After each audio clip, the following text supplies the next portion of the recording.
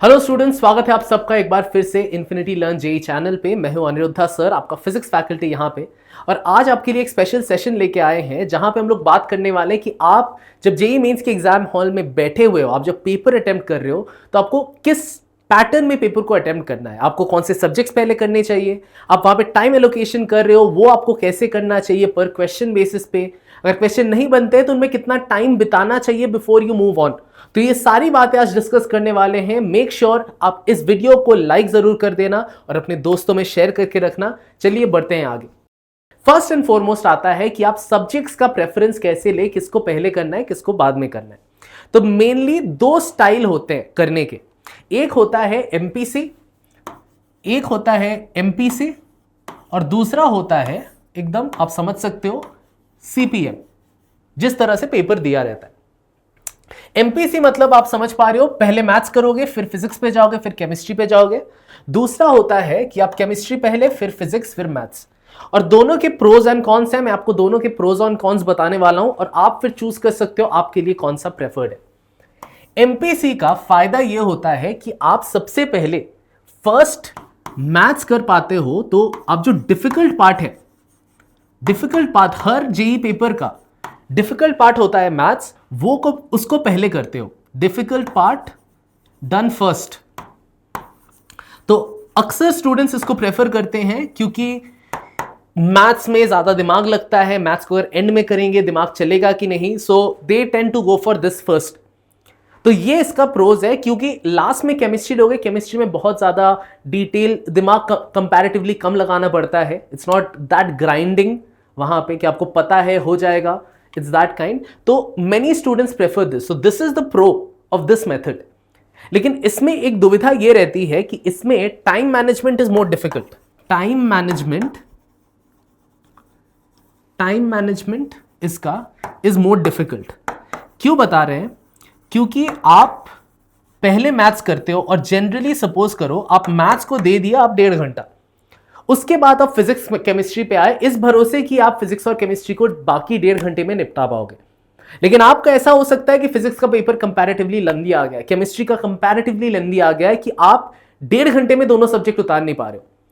तो तब it creates problems of its own, क्योंकि फिजिक्स केमिस्ट्री ज्यादा स्कोरिंग होता है फ्रॉम मैथ्स और आपके वो स्कोरिंग वाले सेक्शंस मिस हो जाएंगे मैथ्स के पीछे ज्यादा एफर्ट देने में। So there are pros and cons to this. ये है आपका प्रो, ये है आपका कौन, कि आपके जो स्कोरिंग है, अगर इसके लिए आपको टाइम मैनेजमेंट बहुत प्रैक्टिस करना पड़ेगा, आपको जानना पड़ेगा कि मैं इससे ज्यादा टाइम नहीं दे रहा हूं। ये अक्सर स्टूडेंट कर नहीं पाते इन द एग्जामिनेशन हॉल। उनको होप रहता है कि मैं मैथ्स में और बढ़ा सकता हूं और बढ़ा सकता हूं, एंड एंड में फिजिक्स केमिस्ट्री का टाइम रहता नहीं है।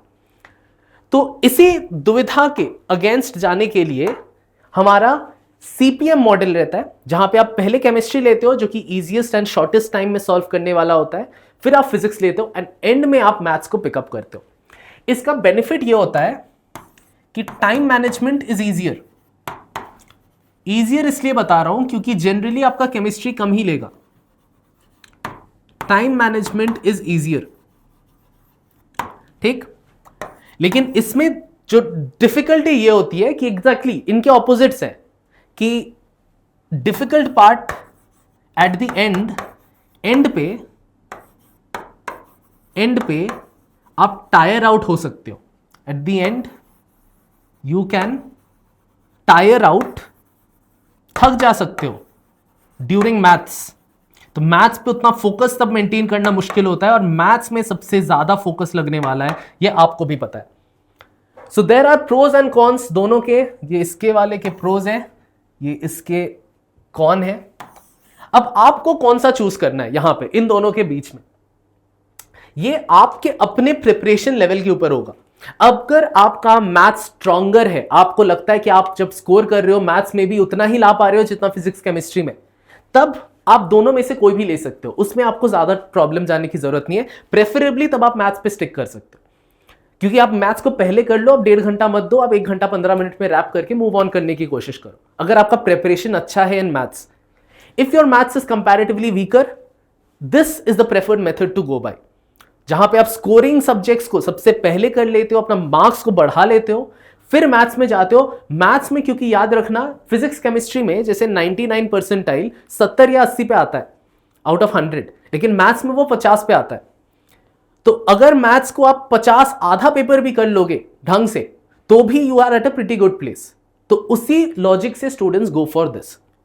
अगर आप फिर भी इस पे डाउट पे हो कि मैं इस पे जाऊं सर समझ नहीं आ रहा, तब this is the preferred one, this one is preferred. आप उस पे सिर्फ तभी जाओ अगर आप कॉन्फिडेंट हो इसके साथ। और इन दोनों को टेस्ट करने के लिए आपको मॉक टेस्ट पे ट्राई करना है कि आप जब मॉक टेस्ट दे रहे हो दोनों मेथड्स ट्राई करो। एक मॉक टेस्ट इस मॉडल पे दो, एक मॉक टेस्ट इस मॉडल पे दो। देखो किसमें आप ज्यादा कॉन्फिडेंट पा रहे हो, आप किस तरह से टाइम, क्या इस मेथड में आप सही टाइम मैनेज कर पा रहे हो, उसको फॉलो करके आप अकॉर्डिंगली जेईई मेंस के टेस्ट के लिए तैयारी करो। तो ये तो हो गया आपका सब्जेक्ट प्रिपरेशन, सब्जेक्ट पहले कौन से लेना है, उनके दोनों के प्रोज एंड कॉन्स। अब थोड़ा सा बात कर लेते हैं अब ऑन टाइम मैनेजमेंट। इसमें भी मैं आपको जनरल बताने वाला हूं कि ज्यादातर स्टूडेंट्स का जनरल टाइम मैनेजमेंट क्या होता है। तो केमिस्ट्री का general time management, chemistry, physics और मैथ्स, जनरली आपकी कोशिश रहनी चाहिए केमिस्ट्री को विद इन 40 मिनट्स में रैप करने की। ये बढ़ सकता है लेकिन generally your target should be 40 minutes. पहले हो गया तो बहुत अच्छी बात है। Chemistry goes for 40 minutes, physics का रहता है 50 minutes to 1 hour, 50 minutes to 1 our.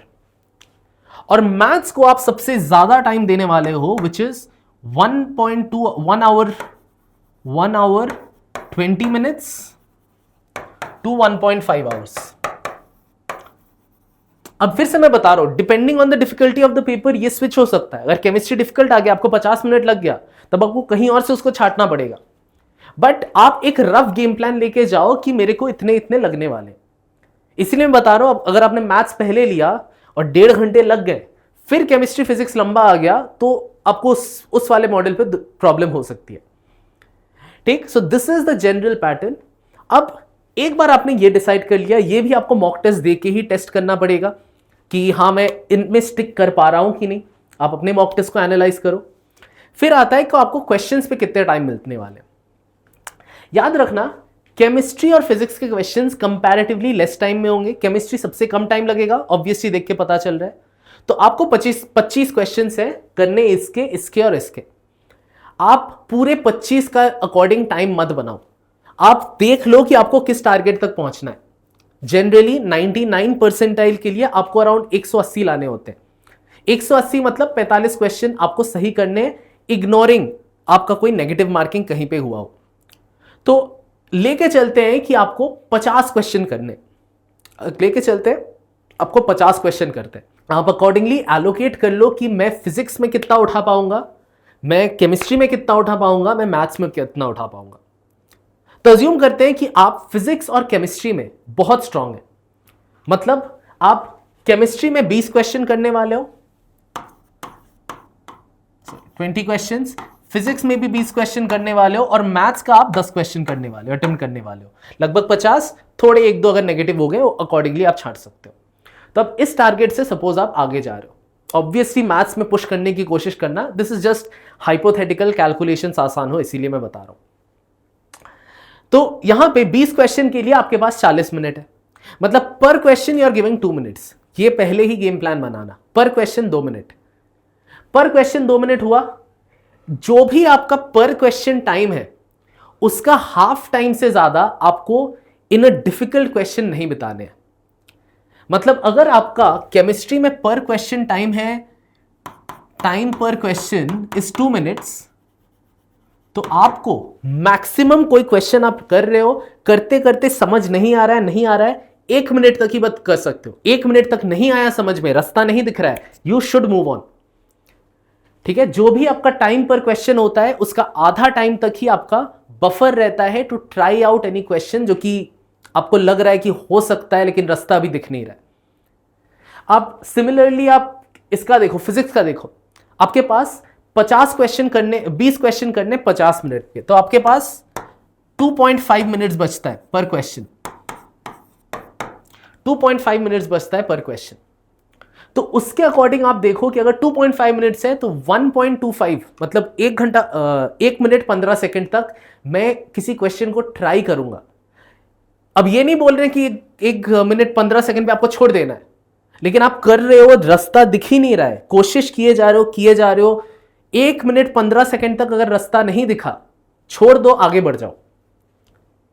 Similarly maths पे तो हमने बहुत बहुत लगाया हुआ है कि 90 मिनट्स में 10 क्वेश्चन करने हैं, 9 मिनट पर क्वेश्चन, तो आपके पास 9 मिनट पर क्वेश्चन, तो मैथ्स में 4.5 मिनट का ट्राई।